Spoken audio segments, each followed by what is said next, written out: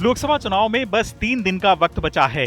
पहले चरण में देश भर की 102 लोकसभा सीटों के लिए 19 अप्रैल को वोटिंग होनी है। ऐसे में इन सीटों पर प्रत्याशी अंतिम दिनों में अपनी पूरी ताकत झोंके हुए हैं। अगर बात राजनीतिक तौर पर देश के सबसे अहम सूबे उत्तर प्रदेश की करें तो पहले चरण में राज्य की 8 लोकसभा सीटों पर मतदान होगा। ये 8 सीटें हैं सहारनपुर, कैराना, मुजफ्फरनगर, बिजनौर, नगीना, मुरादाबाद, रामपुर और पीलीभीत। मिशन 80 के लक्ष्य के साथ यूपी के मैदान में उतरी बीजेपी के लिए पहला चरण सबसे अहम होने वाला है।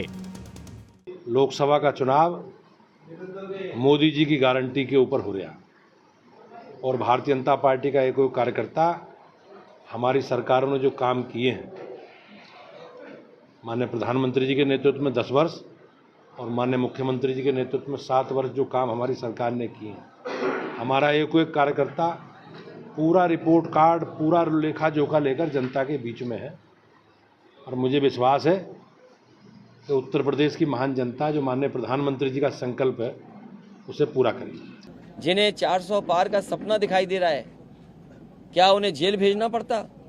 इनकम टैक्स, ईडी, सीबीआई को आगे करना पड़ता? प्रशासन को आगे करना पड़ता? जनता इस बार इंतजार कर रही है इनका और इनका जवाब अपने वोट के माध्यम से देंगे। उत्तर प्रदेश सहित पूरे देश से भारतीय जनता पार्टी का सफाया होने जा रहा है। दरअसल उत्तर प्रदेश की जिन 8 लोकसभा सीटों पर पहले चरण में मतदान होना है, उनमें से 5 सीटों पर पिछली बार बीजेपी को हार का सामना करना पड़ा था।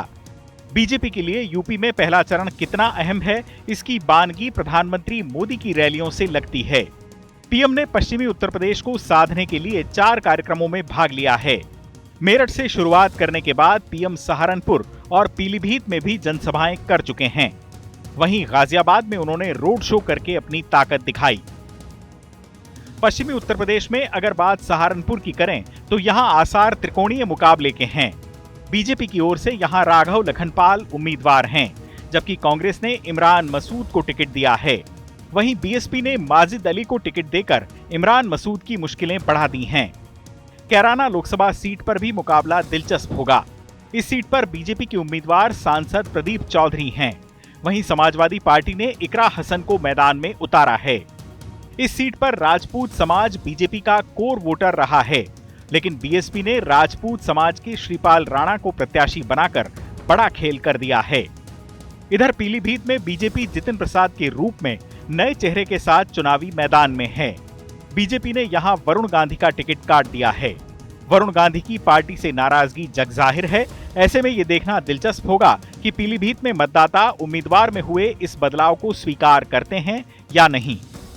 इधर नगीना लोकसभा सीट पर भी मुकाबला जोरदार है।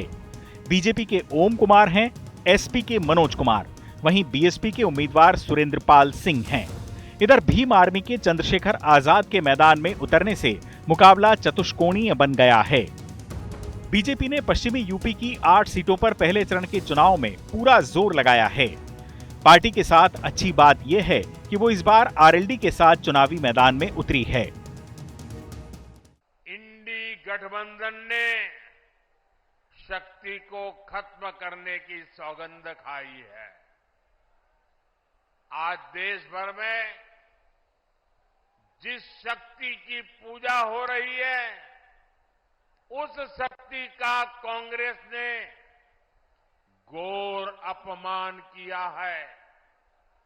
जिस शक्ति के आगे हम शीश झुकाते हैं, उस शक्ति को उखाड़ फेंकने की बात ये कांग्रेस के नेता कर रहे हैं। जब नंबर 1 और नंबर 2 दोनों मिल जाएंगे तो जो मुख्य प्रतिद्वंदी थे, आमने सामने थे, जब हाथ मिला के साथ चलेंगे तो गति के साथ चलेंगे और कुछ अच्छा करने के लिए चलेंगे। बालियान जी कभी सोचा था जो बिल्कुल टक्कर का एक जो फाइट होता था मुजफ्फरनगर में, जो चौधरी अजीत सिंह के आप खिलाफ थे, कि ऐसा कभी होगा जयंत जी के साथ बैठकर एक चुनाव लड़ेंगे मुजफ्फरनगर? आप हमारे गांव नहीं जानते। हमारे गांव हमारा किसान यही चाहता था कि दोनों पार्टियां एक। दरअसल चुनाव से पहले आरएलडी को अपने पाले में लाकर बीजेपी ने बड़ा दांव खेला है। पार्टी नहीं चाहती कि पश्चिमी उत्तर प्रदेश की तमाम सीटों पर हालात 2019 जैसे बने।